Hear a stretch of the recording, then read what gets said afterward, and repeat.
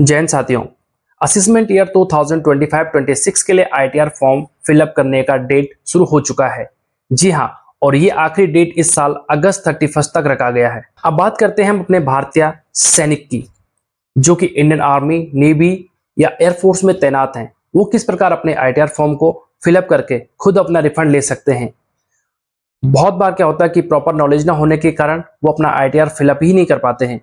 जी हाँ दोस्तों, इस वीडियो में मैं आपको बारीक से बारीक डिटेल, छोटी से छोटी डिटेल के बारे में बताऊंगा कि किस तरह आप अपना डिडक्शन ले सकते हो और जो आपका टैक्स कटा है किस प्रकार से आप उसको रिफंड कर सकते हो, यानी कि बिना किसी नोटिस के या इलीगल झंझट के।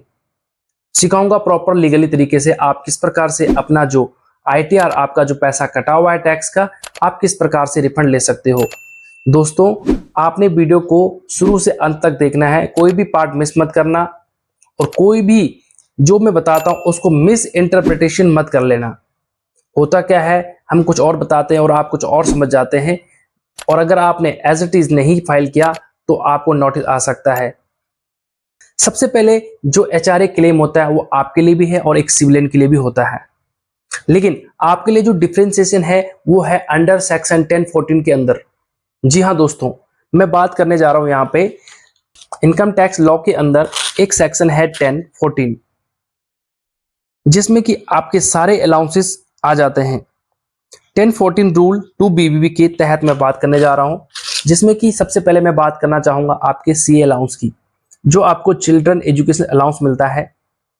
दोस्तों, वो आपको आज की डेट में, जहां तक मेरे को नॉलेज है, 57,000 या 54,000 के आसपास आपको मिलता है। तो ऐसा नहीं है कि पूरा आपके लिए एग्जेम्प्ट है। वो आपको पर चाइल्ड 100 रुपीज पर मंथ के हिसाब से, यानी कि आपके 2 बच्चे हैं तो 200 रुपए पर मंथ, यानी कि 12 मंथ का अगर मैं कैलकुलेट करूं तो 2400 रुपए ही आपको टैक्स एग्जेम्प्ट है। अब बात करता हूं दो से रिलेटेड एक हॉस्टल एक्सपेंडिचर अलाउंस की, जबकि आप अपने बच्चे को कहीं हॉस्टल में पढ़ाते हो और उसका पैसा गवर्नमेंट आपको देती है, तो उसमें टैक्स कितना छूट है, उसमें है 300 रुपए पर मंथ पर चाइल्ड। ध्यान रखना, जो हॉस्टल अलाउंस आपको मिलता है उसमें 300 रुपए पर मंथ पर बच्चा है, यानी कि अगर आपके 2 बच्चे हैं तो 600 रुपए आप इसमें डिडक्शन ले सकते हो, यानी कि इंटू 12 कर लेना। अब बात करते हैं ट्रांसपोर्ट अलाउंस की। जो ट्रांसपोर्ट अलाउंस आप मैं ये मान के चलता हूं कि आप जब कहीं भी पोस्टिंग जाते हो तो आपको लगेज क्लेम मिलता है, आपका जो पर्सनल ट्रेवल मिलता है, ट्रेवल अलाउंस मिलता है, आपको 21,000 के आसपास कुछ मिलता है, तो भी आप क्लेम कर सकते हो। लेकिन कितना, 3,000 रुपए, 3,200 रुपए ही आप क्लेम कर सकते हो। अब बात करता हूं दोस्तों मैं यूनिफॉर्म अलाउंस की, जो आपको शायद 10,000 के आसपास मिलता है, वो एग्जेम्प्ट है, वो पूरा का पूरा एग्जेम्प्ट है।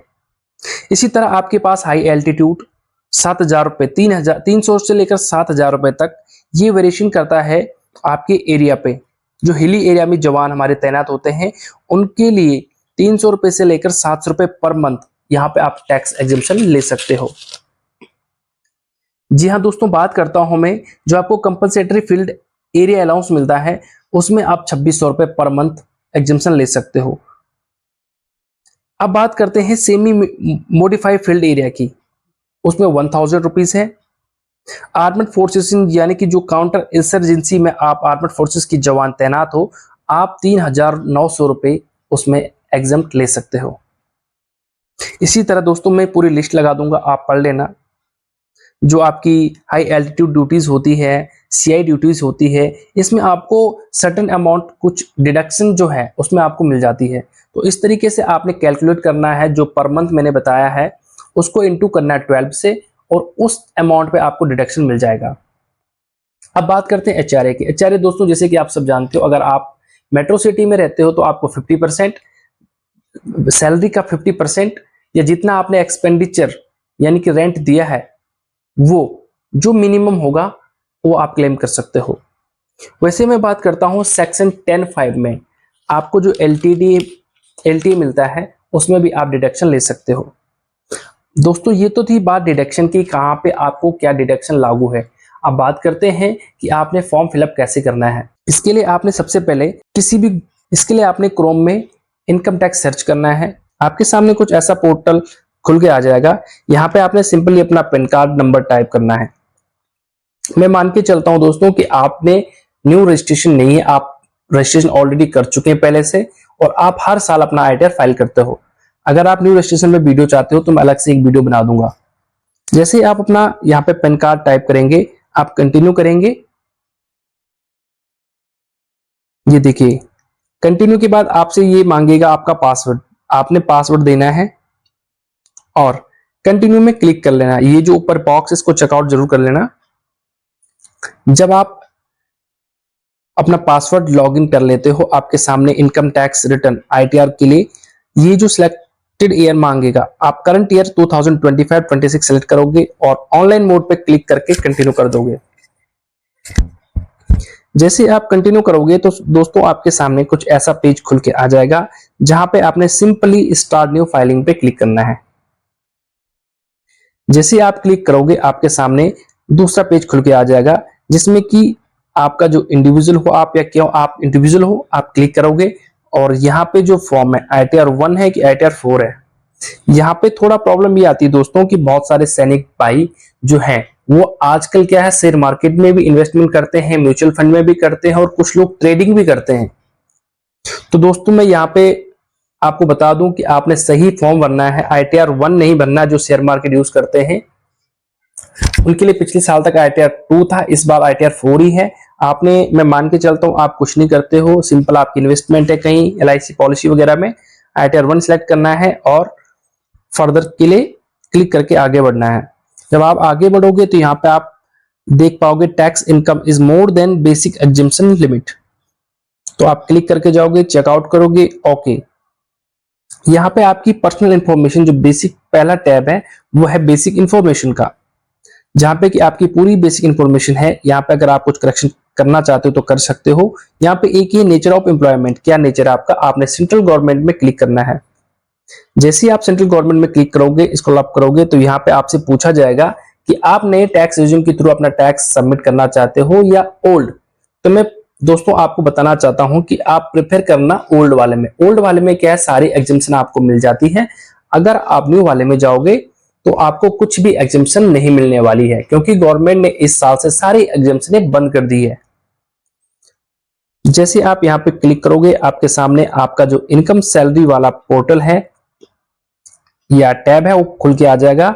अब यहाँ पे दोस्तों करना क्या, आपने अपने फॉर्म 16 में जो सैलरी ग्रॉस इनकम है, ये देखिए ग्रॉस सैलरी को कॉपी कर लेना है और ये कहां पे डालना है, जहां पे सेक्शन 71 लिखा है वहां पे डालना आपने। ये देखिए,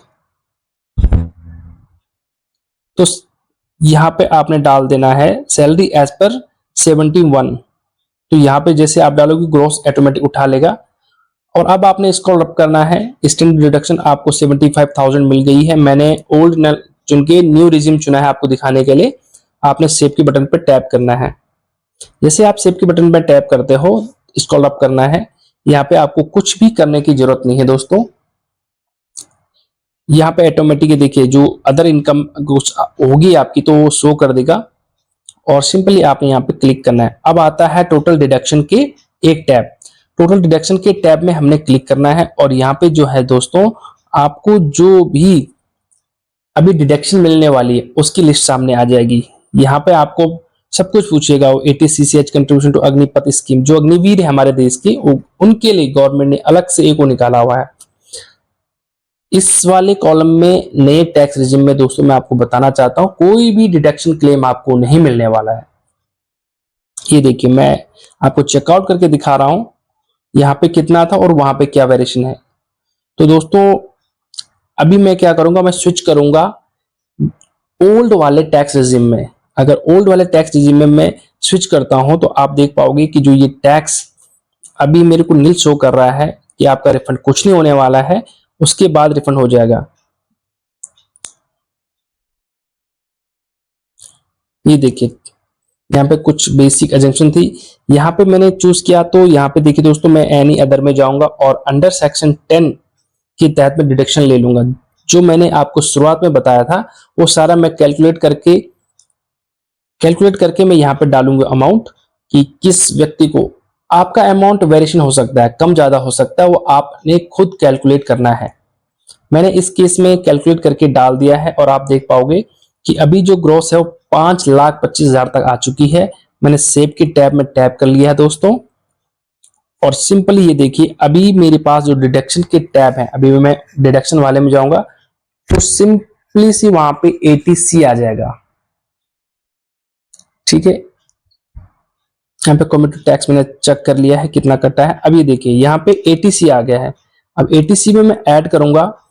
मुझे पता है दोस्तों, आप सब जानते हैं कि आर्मी पर्सन का जो प्रोविडेंट फंड है ना, उसमें आपको 1.5 लाख की छूट मिलती है। तो आपने सिंपली यहाँ पे 1.5 लाख का डिडक्शन शो करना है और सेव की बटन में टैप करना है, क्लिक करना है। जैसे आप क्लिक करोगे, बाकी मैं आपको नहीं दिखा रहा हूं क्योंकि बाकी चीजें डिडक्शन आपके लिए है नहीं।